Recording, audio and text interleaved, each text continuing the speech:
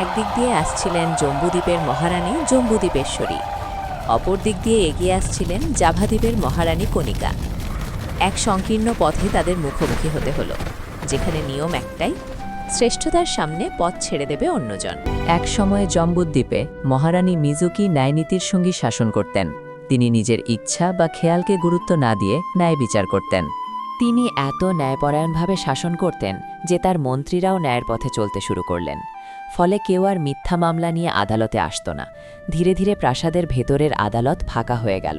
মন্ত্রীরা সারাদিন বসে থাকলেও কোনো মামলাকারী আসত না। তখন মিজুকি মনে মনে ভাবলেন, আমার ন্যায়পরায়ণ শাসনের কারণে কেউ আদালতে আসে না। আগের সেই কোলাহল নেই, আদালত শূন্য। নিশ্চয়ই আমার মধ্যে কোনো ত্রুটি আছে।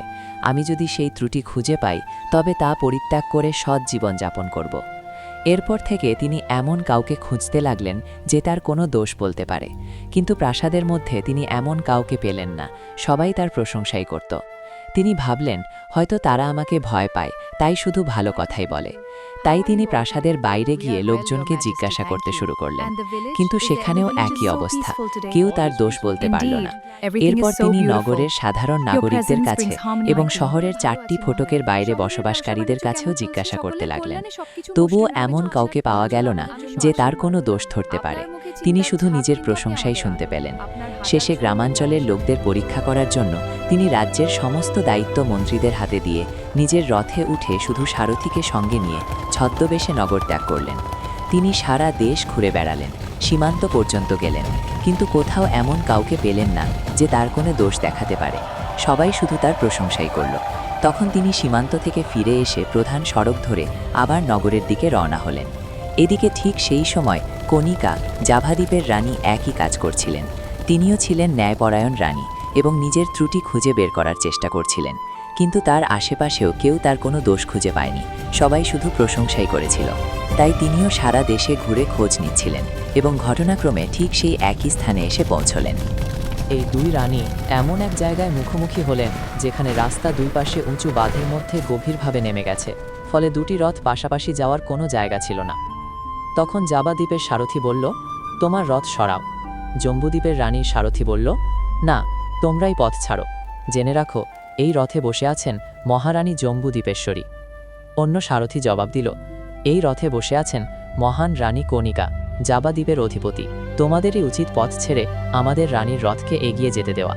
জম্বুদ্বীপের সারথি মনে মনে ভাবল, এখানেও তো একজন রানী আছেন, এখন কি করা যায়? তার মাথায় একটা বুদ্ধি এলো। দুজন রানীর বয়স জেনে নেওয়া যাক, ছোটজন বড়জনকে পথ ছেড়ে দেবে। সে অন্য সারথির কাছে তার রানীর বয়স জিজ্ঞেস করল, কিন্তু জানা গেল দুই রানী সমবয়সী। এরপর সে অন্য রানীর ক্ষমতা, সম্পদ, গৌরব, বংশ ও পরিবারের বিষয়ে জানতে চাইল। তাতেও দেখা গেল দুজনই সমান। তাদের রাজ্য প্রায় 300 যোজন বিস্তৃত এবং ক্ষমতা, ধন সম্পদ, গৌরব ও বংশমর্যাদায় তারা একে অপরের সমান। তখন সে ভাবল, তাহলে শ্রেষ্ঠ মানুষকেই পথ দেওয়া উচিত।